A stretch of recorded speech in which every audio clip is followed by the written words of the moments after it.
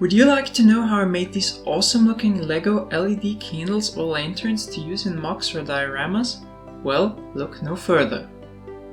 Before we start, a quick disclaimer. I'm about to show you my process of creating these items. Please only attempt this project for yourself if you're comfortable with the tools and techniques required and you know what you're doing. Children, please get the help of an adult. Okay, that being said, let's take a look at the materials I used. For the candle, there's this candle Lego piece that's been released in 2018. Of course, there's the flame piece to go with it. Now for the lantern, the centerpiece is going to be this 1x1 round transparent yellow brick. And you can stick this into this lantern brick. That's also a fairly new part and it's great for this project. It has this handle to put into a minifigure's hand, but you can also hang these upside down from the wall or the ceiling and it will look good. Lego has even done this in official sets. I will also be using this 2x2 radar dish to combine with the lantern.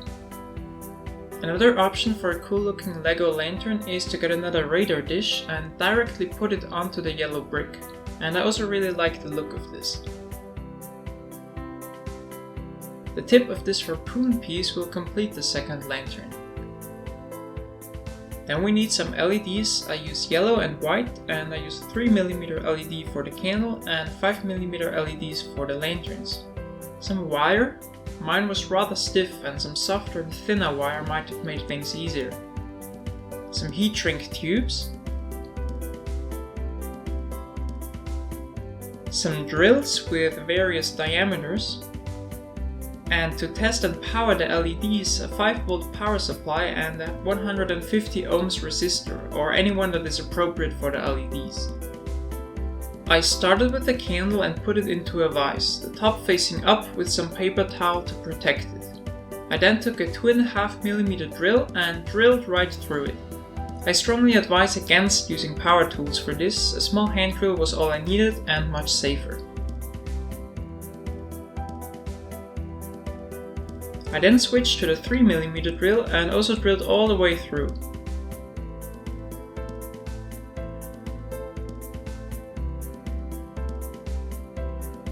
Then I cut the piece on the bottom of the candle off with a saw.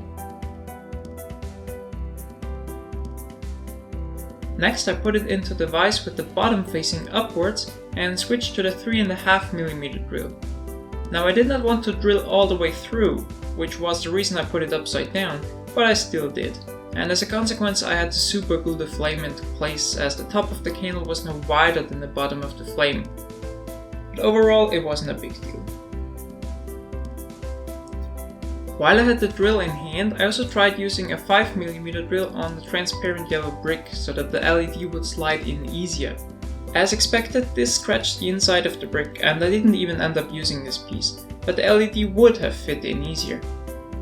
I found that it depends on the type and manufacturer of the LED whether it goes into the brick easily or if it needs a little help. With the right LEDs, this step is not necessary. I then cut the leads of the LEDs quite short, maybe 1/2 centimeter or 1/4 inch.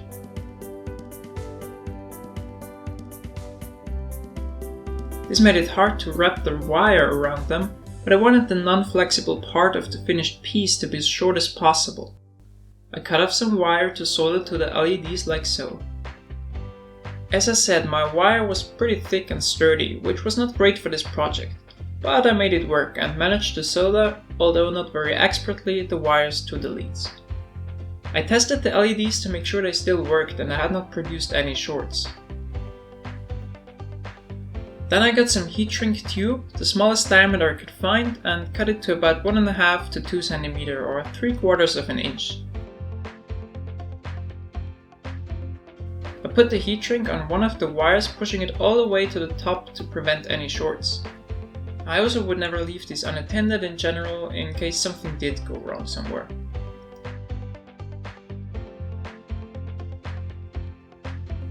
Then I went outside and used my heat gun on the heat shrink. They came back like this and I got some more heat shrink tube in the smallest diameter that would fit around both wires. I cut it a little longer than the first one, pushed it all the way to the LED and again used my heat gun on it.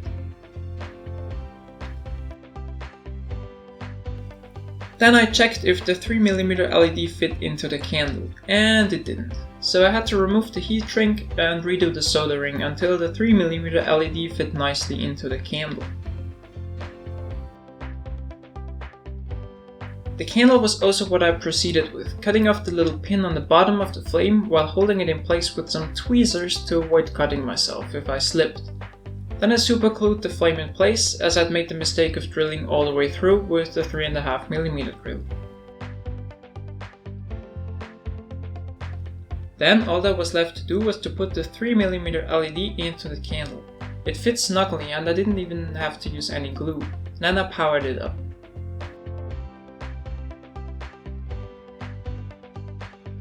As you can see, you get a nice glow of the flame and also of the candle itself, since the white plastic is translucent.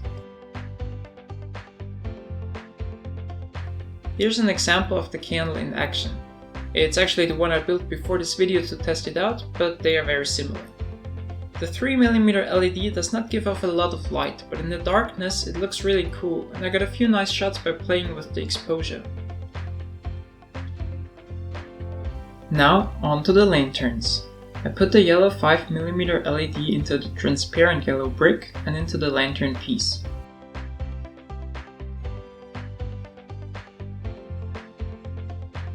As you can see, there's still light coming out at the bottom, and the heat shrink looks kinda weird where the solder joints are. I'm sure there are numerous ways to fix this, but I decided to use the black 2x2 radar dish piece for this.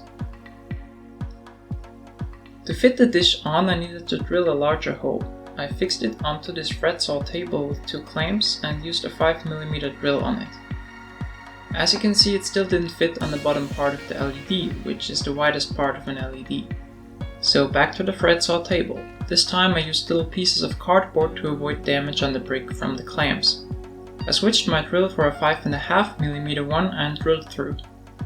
My rig fell apart just as I was through, but it still didn't fit nicely on the LED, so I fixed the dish on the fret saw table, this time with the convex side facing up, and whipped out the 6mm drill. Again, my rig was barely holding together, but I managed to drill all the way through. Maybe putting it into the vise would have been easier after all. Anyway, I now had a 6mm hole in my dish, but there was still this ring on the inside that I wanted to get rid of. I grabbed the disc with some pliers, again to protect myself in case I slipped with the scalpel, and cut away the little ring.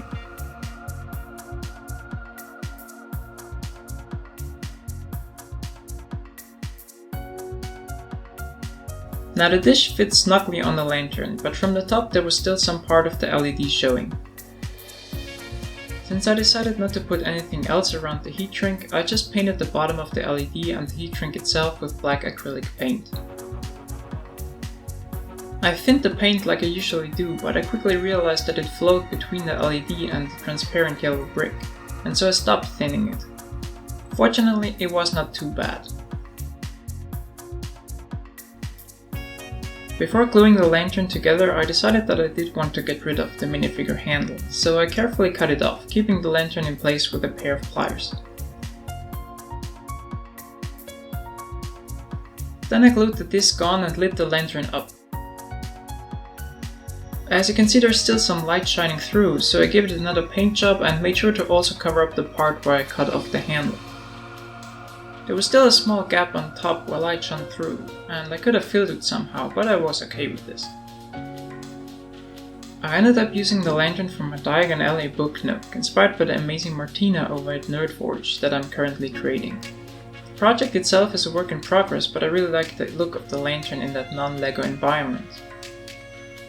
For the more old school LEGO lantern, I decided to make a lantern that could stand on a table, so the wires would come in from the bottom, which meant I didn't have to do anything to the radar dish. I did have to stuff that hole though, because as you can see there's a lot of light coming through. Fortunately, it is exactly the diameter of a standard LEGO bar, 3.2mm in diameter. I used a harpoon piece for this as I really like how the pointed end looks. It being silver didn't matter since it was going to get painted anyway. I sawed off the tip of the harpoon piece and put it into the radar dish. I powered up the LED once more and then I looked for something to put on the bottom of the lantern to close off that section. I decided to go with just another piece of heat shrink that I applied using my heat gun. You can see how it turned out here. Then I painted the harpoon, the dish, and also the heat shrink to provide a base layer for the next paint to adhere to. The harpoon needed a second coat, and then I was ready to apply some bronze paint. I went for a dry brush, but the dish doesn't have any edges to pick up the paint, so I had to go quite heavily at it. I also painted the heat shrink and was finally ready to install the lamp. I made a table from cardboard and I printed out wood texture, cut a hole and then put the lantern in, and it really looks like it's standing on the table. I used this lantern from my Diagon Alley project as well to put into one of the shops, and you can see how it turned out in these shots. The white LED in the yellow brick gives off more of a greenish light, and it's also quite bright, so I toned it down with a larger resistor. It was a bit of trial and error to create these 3 different LED light sources from Lego bricks, but I'm really happy with the results. Tell me in the comments what you think. If you like this and want to see more, consider subscribing to my channel, and I hope to see you again soon.